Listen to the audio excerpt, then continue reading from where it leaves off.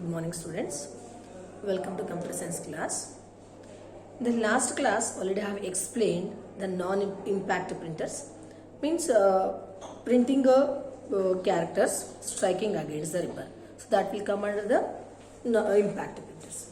Okay. So in impact printers we have a number of advantages. What advantages you have? You can print a bulk number of copies at a time. But the disadvantage is it will make a noise. And if you want to change the font, it won't give a different types of font.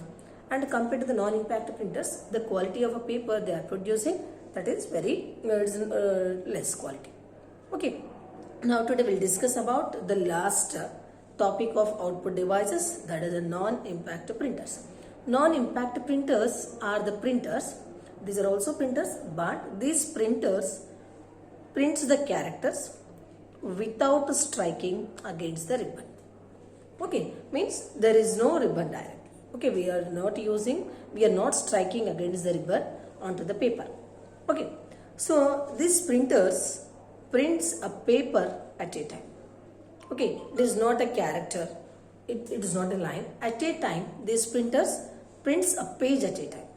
Okay, so that is why these printers are also called as page printers. Okay, non-impact printers are also called as page printers. Why these are called as a page printers? Because these printers can print a page at a time. Understand? So here I have given few characteristics of non-impact printers. The first one is that non-impact printers are quiet. Because in impact printers what happened? The metal pins striking against the ribbon onto the paper to print a character. So their noise is generated. But in case of non-impact printers, there is no striking against the ribbon onto the paper. So directly we are printing pages, lines at a time. So there is no noise. So that is why these type of printers are quiet printers. Next, these printers produces high quality prints. Okay. The third one is these are faster than impact printers, because in impact printers they used to print a character at a time. But here, instead of the character, what we are printing is page at a time. Okay, so that is why non-impact printers are more fast compared to impact printers. Okay, there are two printers which fall under this category. One is an inkjet printer and the next one is a laser printer. Okay, so under non-impact printer again we have two categories. One is the inkjet and the second one is the laser. Now we will discuss about inkjet and laser printers. So here we have a laser printer. So laser printer contains a laser beam and a dry powder ink. Okay, dry powder ink to form a pattern. Okay, this pattern is nothing but a characters.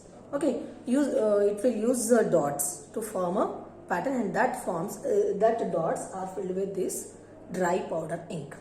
Okay, next compared to the non-impact printers, the quality of this laser printer is very good quality, and it is used to display images and different graphics with the high quality. Okay, the third one is the main characteristic of laser printer is the resolution. Resolution means for 1 inch, how many dots it is printing. Okay, that is called as a resolution, that is called as a dots per inch. Based on that, you can decide the quality of the print. So the range of this laser printer is, the available range of the laser printer is, means that is DPI, dots per inch is 300 is at the lower end and 1200 is at the higher end. Understood? So here how it is printing? Just it is printing. It is using the laser beam and dry powder ink to form a pattern. Okay, to form a dot matrix pattern. Okay, dot matrix pattern here is nothing but to form a character. So to form a character, what it is using a dots, and that dots are filled with dry ink powder. Okay, so this is about your laser print. Laser print is one of the non-impact printer. Means it is not striking against the ribbon onto the paper to form a characters. What it is using? It is using a laser beam and a dry ink powder to form a pattern. Okay, to form a dot matrix pattern.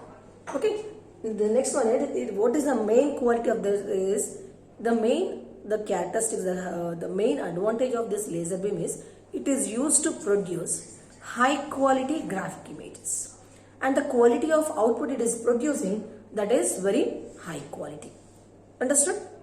Next, with the resolution, the quality of the laser beam is measured on means based on the resolution. Actually, how the resolution is measured is how many dots per range are printed. Okay, so at the lower end it is printing a 300 dpi, and the higher end it is printing a up to 1200 dpi it can print. Okay, advantage is it is not producing the noise, and the graphic image quality is very high, and whatever characters it is printing, that quality is also high, and it has the ability to change the fonts. Okay, now come to disadvantages. Compared to the impact printers, the cost, it is very cost. Okay, that disadvantage. And one more thing is it cannot produce multiple copies at it. These are the disadvantages of laser printer. Now we'll discuss about the inkjet printer. The next printer is the inkjet printer. So inkjet printers is also part of a non-impact printer. It won't produce a more noise, but how it will print the letter is just spraying ink on the paper. Okay, example, this is a paper, and that just spraying a small ink dots, small inks. It will produce a print. Okay, how it will print the characters here is by spraying small drops of ink on the paper. It will produce a character. It is also page printer. Okay, but this printer is based on a new technology. Here, if you want, I can show you the printer. See, this whatever you are seeing right now, print your the stationery. Okay, in the Xerox machines nowadays they are using this type of printers. Okay, but these printers it can print multiple copies at a time, and the quality of the paper it is printing, that is also very high. However, it is producing the images also, that standard is also very high, but the disadvantage is it is very expensive compared to the other printers. Okay, and here we have one more advantage is here it uses a color cartridge.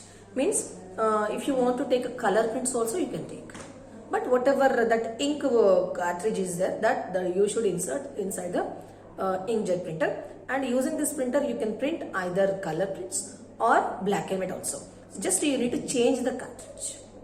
That's it. So this is about impact printers, non-impact printers. Impact printers produces more noise because it will strike the ribbon against the, it will means striking against the ribbon onto the paper. But here there is no striking of the paper onto the paper. Simply it will print a paper, it will print a characters by forming a pattern or by spraying ink drops. Understood? So now with this input and output devices over, now we'll discuss about the next category of hardware, that is CPU.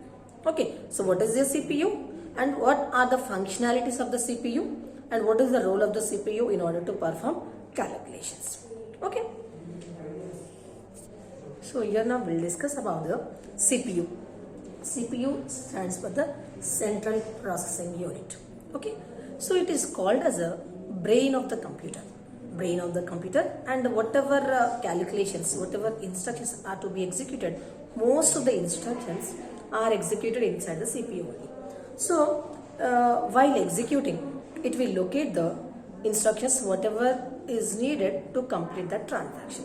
So actually it is the brain of the computer, means the maximum actions whatever the computer is performing, all the actions, all the instructions are performed inside the CPU only.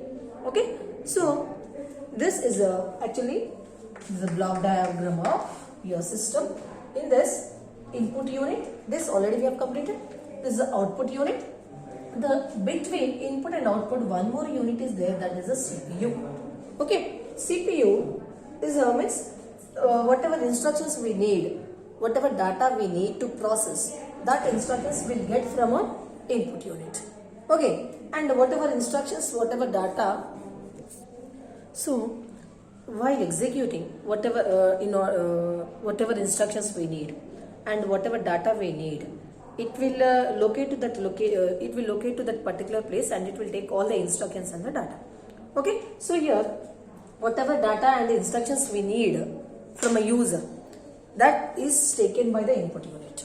Okay, so using the input unit, in order to process data, whatever instructions we need, the user only will give the data and the user only will give the instructions, and the user will give the instructions and data by using a input unit. Okay, input unit means it will use a different devices like a keyboard, mouse, scanner. Using a different input devices, the user will pass the data and instructions to a CPU. So based on the data and instructions received given by the user, it will perform the different actions, and finally it will give the result to the output devices, and the output devices will display the result on the output screen. Okay, use means on a different monitor, like different devices on different devices. Okay, this is actually the structure of internal structure of your system, your computer system. Using input devices, the user will give the data, whatever data and instructions the user has given. Based on that, it will process the data. Next, it will give the result using a different output devices. Okay, now here processing is done. Processing in the very first class I have given input unit, processing and output I have given. Input unit and output unit already we have completed. Now come to the processing. So complete process is done inside the CPU only.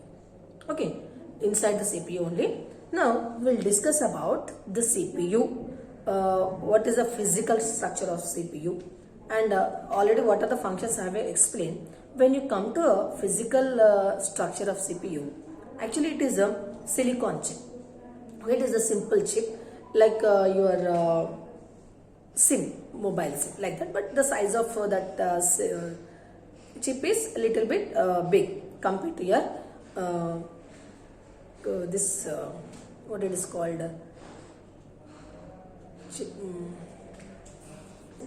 Okay, it is like your SIM, your mobile SIM, or your SD card.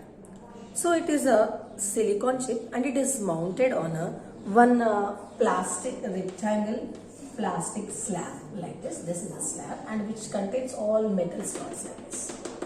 And this is your processor. Means CPU is nothing but it is also called as a processor. So this is a processor.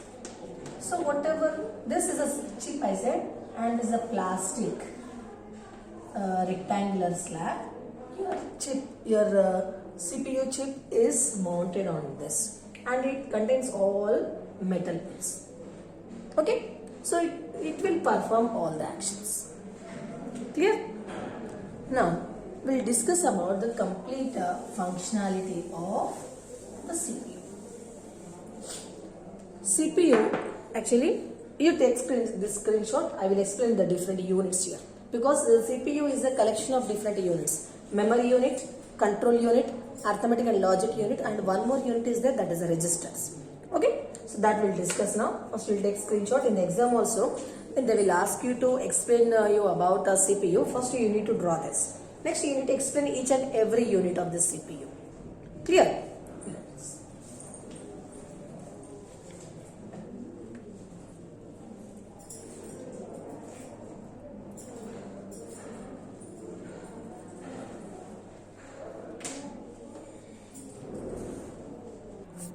Now you see here, CPU is again divided into 4 categories, 4 parts. Okay, the total CPU is divided into 4 parts. The first one is the register, the second one is the memory, third one is the arithmetic and logical unit, and the fourth one is the control unit. Okay, so whatever CPU is there, the work of the CPU is divided into 4 units. Okay, so in the 4 unit, the first one is the registers. Registers are nothing but it is a very fast, small storage devices. Okay, it is a very fast and a small storage device. Okay, and it is very near to the CPU. And what is the use of that registers? You note that point. It is a very fast and a very near storage devices. Okay, and it is a very small storage devices. It is very small. Then why we are using is, these storage devices, as I already said, is a very fast. These are very near to your CPU. So whatever instructions, information is in a registers that are executed very fastly. So CPU directly contact with the registers. So very small, very fast. So actually when we are using this is CPU is executing some instructions. So to execute that instructions, to process that currently whatever instructions are needed, that instructions are stored in a registers. So no need to search in a second storage and different storage devices. Temporarily, currently, whatever instructions are needed to execute the one instruction, to execute the some process, that instructions are stored inside the register. So that in order to complete that process, whatever instructions it needs, quickly it can take, because it is directly connected to a CPU. There is a near connection, they are very near to the CPU. So in order to execute the current transactions and whatever instructions it needs, that are in a registers only, because the CPU can directly contact the registers and registers can give the instruction, your process can be done very fastly. Okay, we have a cache memory, we have a registers, we have a secondary memory also. But which is very close to the CPU? Registers are very close to the CPU. The size of the register is very small, but it is very close to the CPU.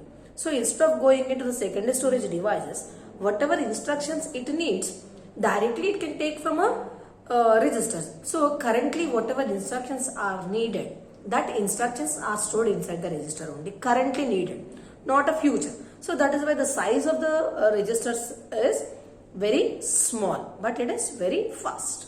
Okay, so here I have given two registers. One is a instruction register and the second one is a program counter. Instruction register means is nothing but whatever instructions are needed currently, that instructions are stored in an instruction register. The next program counter. What is the next instructions? That information is stored in a program counter. Other than this, here we have some general purpose registers that are used for a temporary storage. Okay, so only the thing is registers are very near to your CPU. Okay, example, you want some information and your brother is at home who is already completed BSc. That person is a register and I am the secondary memory.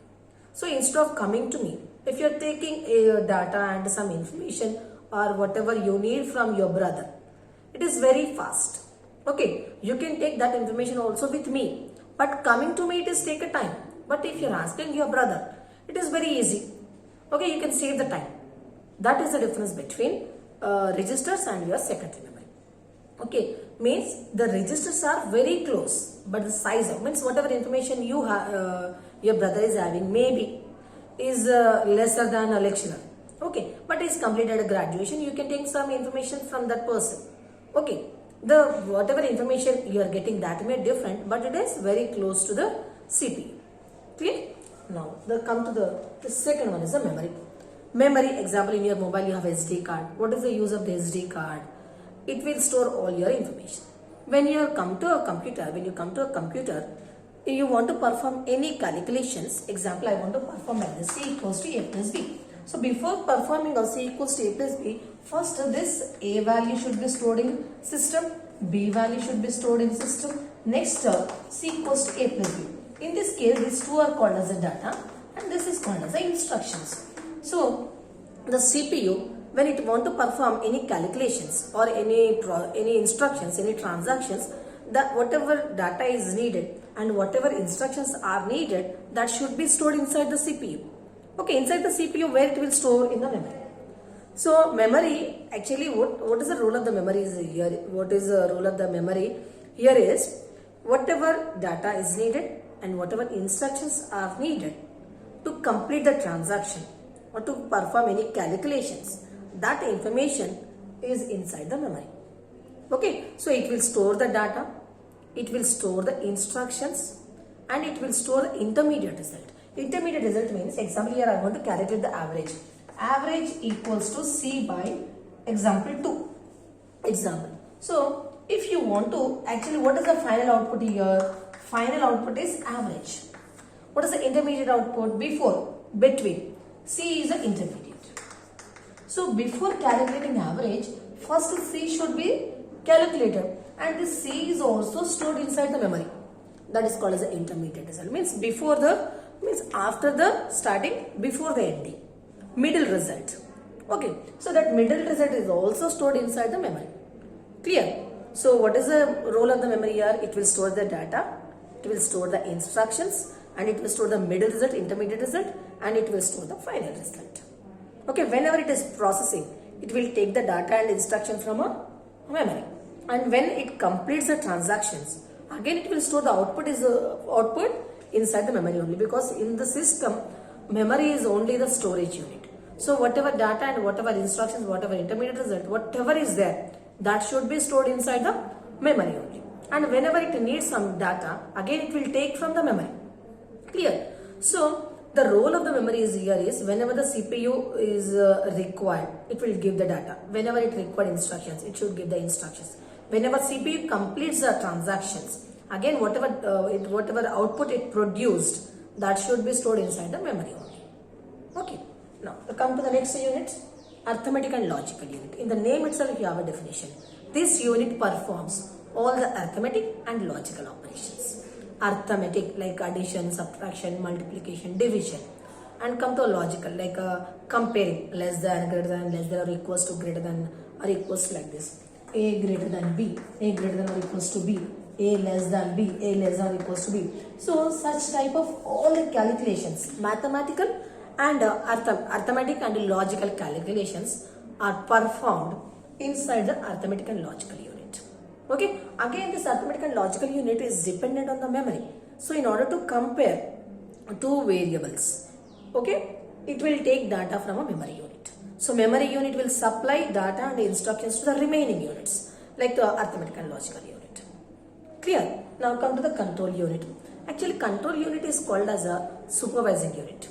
What is the role of this control unit is, it will see what it will do is, it will provide the cooperation between the different units. Cooperation means, it provide the cooperation between the different units means, actually what happened, whenever the ALU needs some data and instruction, arithmetic and logical unit needs any data, so it will give the instructions to the memory unit to transfer that. And whenever this ALU completes its transaction, again that should be transferred to the memory. Again that instruction also is given by the control unit. So it will control the complete operations, complete whatever units you have in a CPU in order to give a quality output. Okay. So control unit does not perform any calculation and it does not store any data. What it will do, it will check whether all the units are performing well or not. If any unit required any output or any input, any instructions, that is given by the control unit. So control unit, that is why it is called as a supervising unit. Okay, and it will provide the communication between memory and the other different units. Memory and the ALU and memory and the registers.